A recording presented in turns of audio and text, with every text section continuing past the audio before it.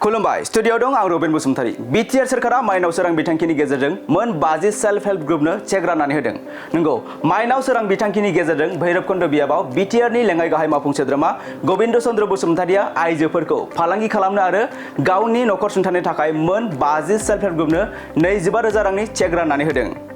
बे हाबाफारियाव BTR नि लेङाइ गाहाय मावफुं सोद्रोमा गोविंद चंद्र बसुमतारिया बाहागो लानानै बुंदों दि BTR सरकारा माइनाव सोरां बिथांखिनि गेजेरजों BTR ओनसोलाव गासै 9,000 सेल्फ हेल्प ग्रुपनो 25,000 रांनि चेक राननानै होनो हाबाय होननानै खौरांनि गेजेरजों फोरमायो। आरो बे बारावबो 10,000 सेल्फ हेल्प ग्रुपनो 25,000 रांनि चेक होनायनि थांखि लानाय जादोंमोन। थिग बेबायदिनो भैरबकुंड बियाबाव मोन 50 सेल्फ हेल्प ग्रुपनो 25,000 रांनि चेक राननानै होनाय जादों होननानै फोरमायो BTR नि लेङाइ गाहाय मावफुं सोद्रोमा गोविंद चंद्र बसुमतारी बिथाङा।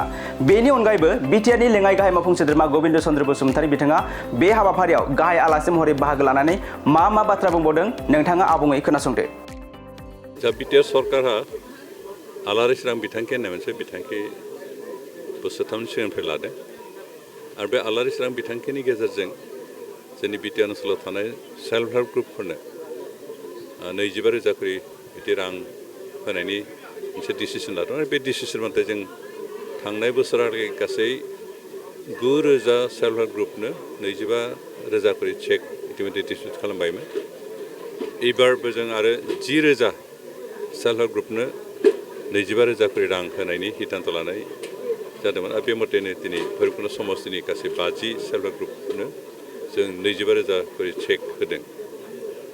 जा बे सेल्फ हेल्प ग्रुपफोरनो रां होनायनि थांखियानो जाबाय बे रांखिनिखौ जाहाथे बिथांमोना रानलायनानै खरस खालामा, खिन्थु बेखौ बिजनेस खालामनानै फालांगियारि खामानियाव बाहायनानै जाहाथे रांखौ बांहोनो हायो आरो गाव गावनि नखरखौ गाव गावनि हौवाफोरनि माबानि सायावल' इनकामनि सायावल' निर्भर खालामालासिनो लामा नायालासिनो बिथांमोनबो इनकाम खालामनानै गावनि नखरनि गथ' गथायनि शिक्षा दीक्षा होनाय बेमार आजार ट्रिटमेन्ट होनाय जाहाथे एसे हेफाजाब खालामनो हायो, बेनि थाखायनो हेफाजाब जाथों बे हाबाफारिखौ लानाय जादों।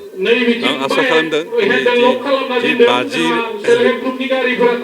दिनै जि 50 सेल्फ हेल्प ग्रुपनो जों बे रांखौ होबाय, चेकखौ होबाय, बिथांमोना बेखौ बे फालांगियारि नोजोरजों खामानि बाहायगोन आरो अन्ततः बिथांमोना बेखौ गाव गावनि सेल्फ हेल्प ग्रुपनि जिथु रां बेखौ गोख्रों खालामनानै बांहोनानै गाव गावनि नखरखौ हेफाजाब खालामनो हानाय बेबायदि अबस्था जाहाथे मोनहैयो बेखौनो जों खावलायनाय जादों।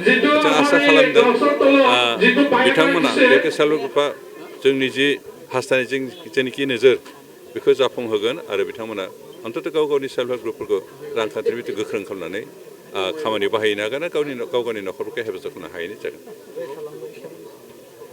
आरो जों जायफोर थालांबाय बिथांमोननोबो होगोन। जोंहा BTCआव गासै 40,000निबो बांसिन सेल्फ हेल्प ग्रुप दं। जों दासिमहालागै 19 सेल्फ हेल्प ग्रुपनोसो होनो हानाय जादों। 19,000 सेल्फ हेल्प ग्रुपनोसो जों होनो हानाय जादों आरो जोंहा बांसिन दंबावो आरो बेखिनि बिथांमोननोबो जों लासैनो होलांबाय थागोन। खोथा होखादों आरो बे खोथाखौ जों इमप्लिमेन्ट खालामगोन। बेनिखायनो 40,000 सेल्फ हेल्प ग्रुपआबो जाहाथे मोनजोबो जों बेखौ नोजोर होनानै खामानि मावगासिनो। मोनसे गोजोनथाव खौरां। कारिगावनि माइगं बाथौ फरायसालि सिनियर सेकेन्डारि स्कुला लानानै फैदों मोनसे गोजोनथाव खौरां। क'क्राझार जिल्लानि कारिगाव माइगंफुरि गामिनि माइगं बाथौ फरायसालि सिनियर सेकेन्डारि स्कुला HS फार्स्ट इयारनि थाखाय बेसेन नाङै मुं थिसननाय आरो फर्म बिलाइनाया सोलिगासिनो दं। बे माइगं बाथौ फरायसालि सिनियर सेकेन्डारि स्कुलाव आर्ट्स स्ट्रिमनि थाखाय इंलिश, बड' एबा MIL इक'नमिक्स, एजुकेसन, एडभान्स बड', हिस्ट्रि, पलिटिकेल साइन्स आरो अल्टि इंलिश गासैबो आयदाखौ मोननो हागोन। आरो बे माइगं बाथौ फरायसालि सिनियर सेकेन्डारि स्कुलाव इंराजि आरो बर' मोन्नैबो बिजों थागोन। लोगोसे बे फरायसालियाव हिन्जावसा आरो हौवासाफोरनि थाखाय आलादा आलादा हस्टेलनि फेसिलिटिबो दं। नोंथाङा जुदि नोंथांनि गथ'खौ HS फार्स्ट इयारनि थाखाय गोदान मुं थिसननो सानदों अब्ला मानोथो गोबाव खालामनो?